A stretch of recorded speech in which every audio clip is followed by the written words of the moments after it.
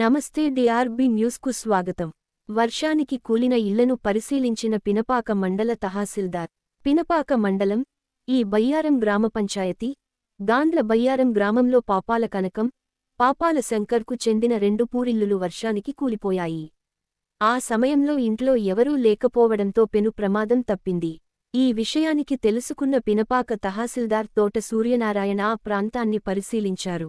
ఇల్లు కూలిన నష్టాన్ని పంచనామా నిర్వహించారు. తమను ఆదుకోవాలని బాధితులు ఆవేదన వ్యక్తం చేశారు. ప్రభుత్వం నుండి ఆర్థిక సహాయం అందేలా చూడాలని తహసీల్దార్ను వేడుకున్నారు. ఈ కార్యక్రమంలో పినపాక ఎంపీఓ వెంకటేశ్వరరావు, సెక్రటరీ జైపాల్ రెడ్డి పాల్గొన్నారు.